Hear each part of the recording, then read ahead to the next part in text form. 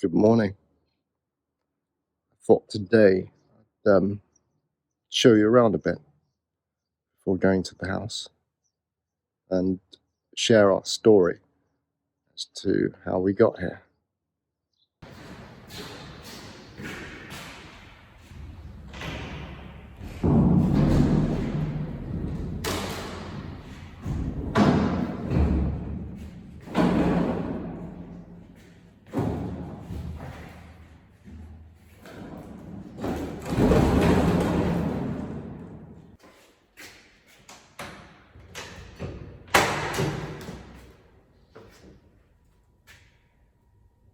So the plan is to get the house into a state that we can move into.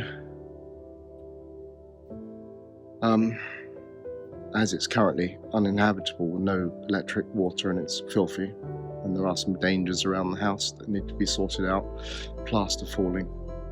I don't know if you can see this Mediterranean garden that's behind me that we're staying at the moment. This is, well, we're in a 4-bedroom, 2-bathroom country house. This is the back gate to the house.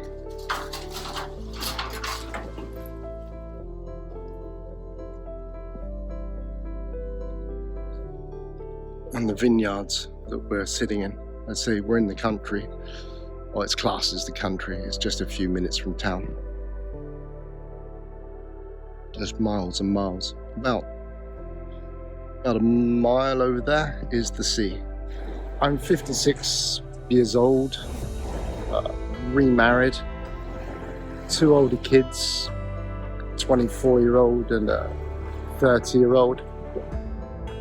I met B 10 years ago.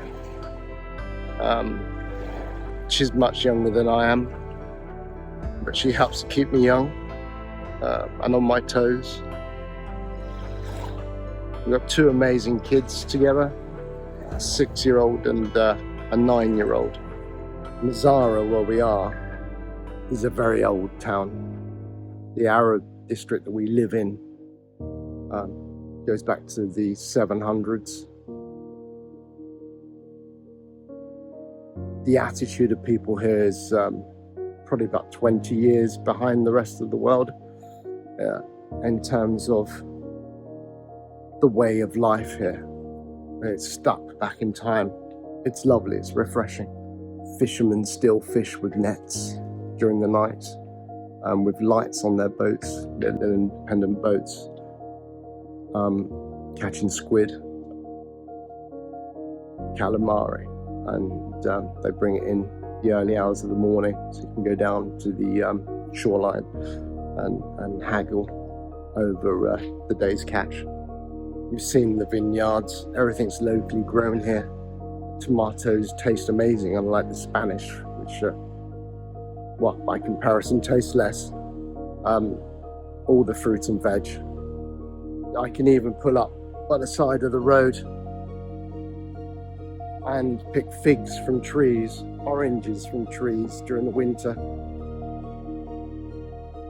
There's just an abundance of energy and life here. The Zara itself is famous for a few things. 100 churches. There's also the satire. They pulled out the sea, a fisherman pulled it out the sea with his nets, which is a bronze statue which changed the world. Museums all over the world seek to host and show the satire. It's worth a Google. And Mazara's red prawns, or red shrimps, which are unique to this area, and again are sought after by chefs all over the world. They look and taste amazing, and they only come from here. And here we are back at the house, just taking you for a quick walk around the Kasbah. I hope you appreciate it. Let's go in.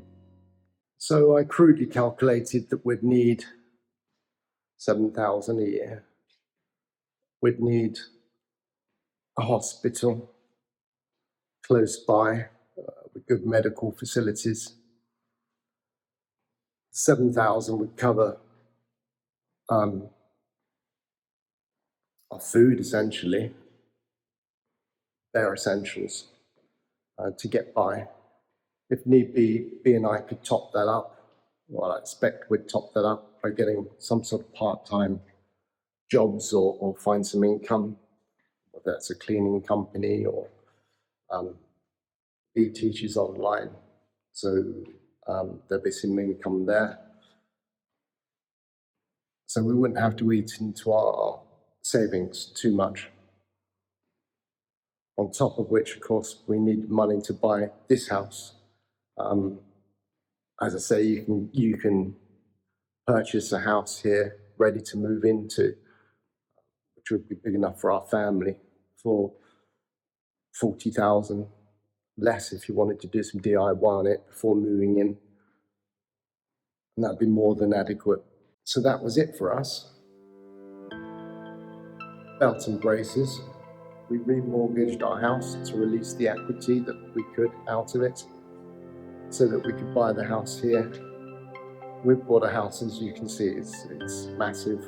The thought being that we could convert part of the house into Airbnbs, which would also contribute towards our income here, so we wouldn't have to eat into our savings too much. So then we found an Italian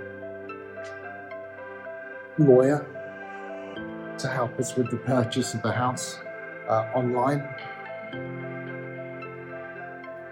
Really nice guy. Contact him to see if he's willing for me to share his details.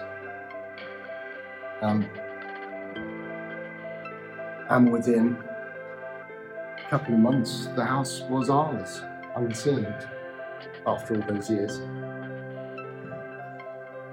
So we came over 2 months ago, or 6 weeks ago, to look at the house, kick the tires, so to speak. And the race is on now to move in, clean it up, make it safe to move into for the kids and ourselves.